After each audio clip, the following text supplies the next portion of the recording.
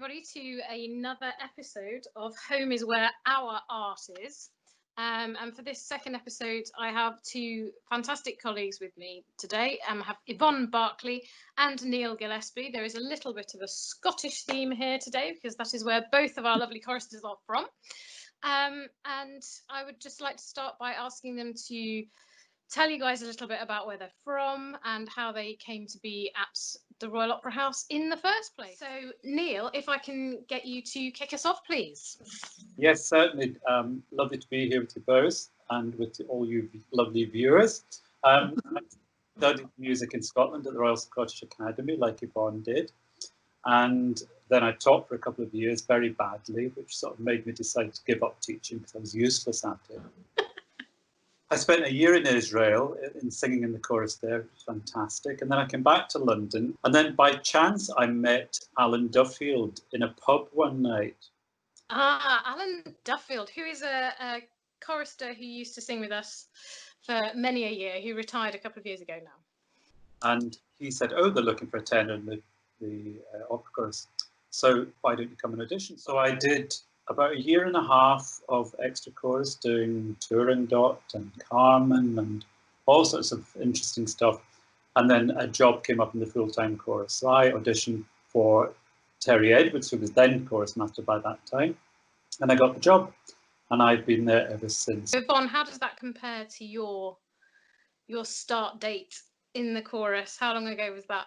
I joined the ROH Chorus 13 years ago.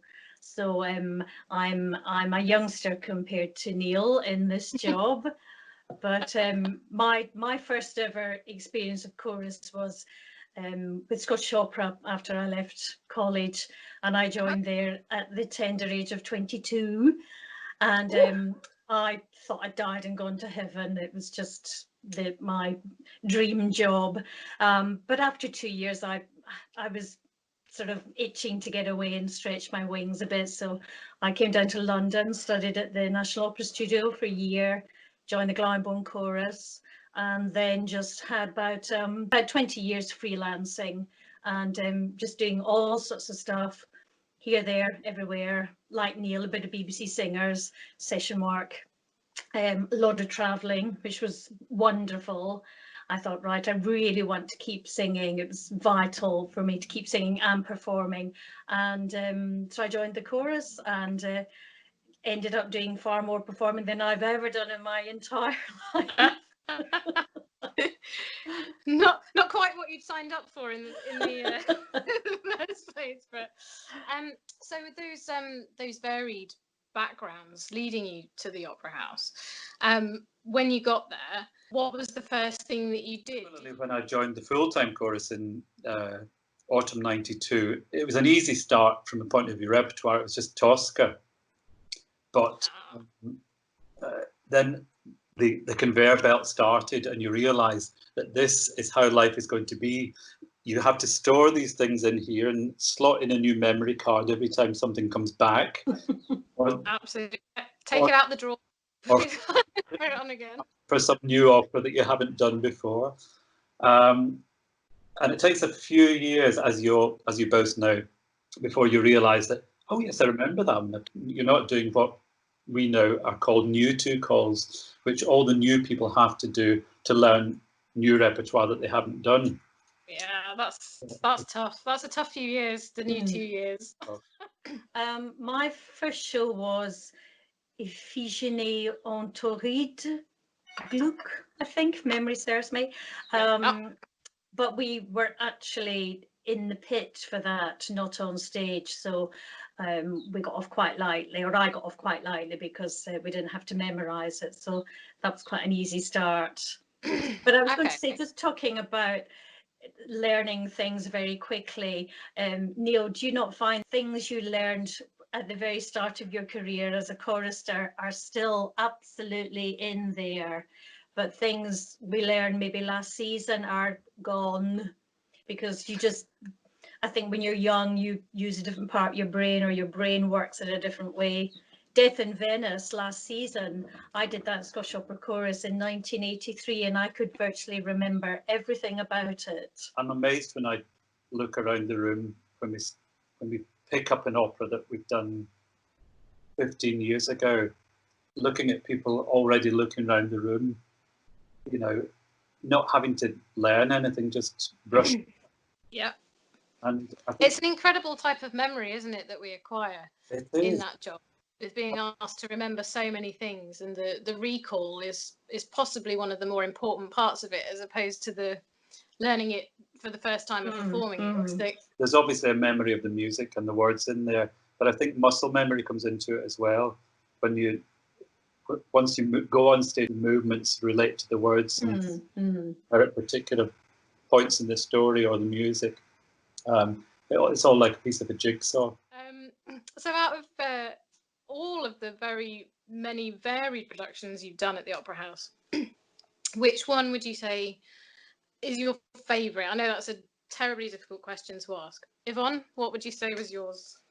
Well, I think I loved Anna Nicole just for its sheer novelty factor and its wit and exuberance. I think it was such a team show from everybody, and yeah, I love that.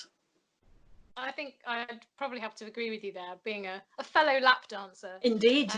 For any of our viewers who haven't seen Anna Nicole, Neil can't get that image out of his brain. I've got pictures notes now. I will never forget. But it certainly was a lot of fun, that one. I think we all really enjoyed that. And it was a little bit more like being in a West End show, that, wasn't it? Yeah. It was, yes. Yeah. What about you, Neil? What would you say is up there for you? I've got a few in mind. The very first one, the Tosca, sticks in my mind, and I adore doing any Tosca now, but that was still the old Zeffirelli Tosca. And right. I was 26 or something, and I walked in, and there was Pavarotti in my very first show at the Opera House, and I thought, this is what it's going to be like every day now. I'm going to see. But things like Elisir, I adore. Oh yes. Via d'Amore. I love operas where the chorus are allowed to be individual characters and not clump. That's a very nice treat, and I think that was particularly pointed in the relay of Cendrillon. And certain directors have a real knack for giving choristers sort of more specific detail to do, and they manage to layer it so that we're all individual characters. Are there any that sort of spring to mind to you guys that handle that particularly well? Laurent Pelly is obviously one of those great directors, but there have been some. Over the years, some of my favourite productions have been with Francesca Zambello and David McVicker. Yeah. Quite often, especially with David, it's the bigger operas he does, but every little nuance is taken care of. And with Francesca, she did big things like Carmen, but then down to tiny things like Paul Bunyan, which was just a little intimate ensemble piece where we all had little jobs to do and little characters to create. And I just loved working with these two. Going back to Elisir, as Neil was saying, we are given a lot of leeway in developing our own characters and little relationships. But every time we do Elisir, we must have done it maybe five or six times. But every performance, we will all vary it ever so slightly. So it's not stuck in stone that you have to move here and you have to move there, and you can have a little bit of dialogue with somebody different from performance to performance, still within the confines of the production. And that's what I love about shows like that, because you feel that you have a personality and you have something to offer. Because on the stage, of course, we all develop little family groups and things like that. We have to work together because we all have husbands and wives. And Elisir was when Yvonne and I finally cemented our relationship. That was when we were first married. 15 years of happy marriage. Very How's it been since then? You know, how's the marriage fared throughout the production? We both had a few other husbands and wives along the way. Well, we always come back to each other, though. It's very modern and very touching at the same time. So that kind of leads me on a little bit to to mishaps and mayhem on stage and funny stories, because I think I've never met an opera singer that doesn't have a story. Well, a long time ago, when I was in the chorus at Scottish Opera and we were on tour in Newcastle, we were performing Die Singer, and I came on with the little dance troupe, the Maidens from Furt, to do our little peasant dance. And I'm down the front, sort of kicking my legs, you know, thinking I was the bee's knees. And I look out into the audience and I see a shoe flying like this, somersaulting over the orchestra pit, past the cellist, soared past the conductor's right ear, and into the auditorium, the stalls, where a gentleman stood up and caught it. And I thought, whose is that? And I looked down and thought, oh no, it's mine. Fantastic. And I had to finish the show with only one shoe. Excellent work. Neil, what about you? Because when we did L'Anima del Filosofo with Cecilia Bartoli, there was at one point there was a body that had to be buried, and this was a dummy, sort of mannequin. And it had to be buried by Brian Seacombe and Steve Boydell, who those of you who are in the chorus will know that they're comedians, shall we say. Oh, cheeky colleague. This mannequin, this Yvonne, took on a life of her own. Every night she was dragged on. An arm would go here and she'd get kicked back into the grave, or a leg would stick up in the air, and all carefully choreographed by Steve and Brian just to make us all laugh. So he said, make sure you get the right Yvonne when you're talking today. Well, I can't see her kicking her leg up in the air or any arms going. So I think we've got the right one, thankfully. Actually, I also remember a very funny incident in Cendrillon where a certain person fell over and was unable, due to the constraints of her costume, was unable to stand up and had to be rolled to the side of the stage. Is that correct, Katy? I think you were there, weren't you? Yeah, funnily enough, I remember that one. Thanks for bringing it up. Because it was you. Was tied at the ankles. I couldn't get up, having fallen over, so I had to drag myself off just by my arms. And all the actors just stepped over me on the way back onto the stage, until the lovely Sarah Whaling, who is one of our fantastic stage managers, scooped me up off the floor and put me back together again. But that was very embarrassing. But we've talked about a couple of sort of quite famous people there.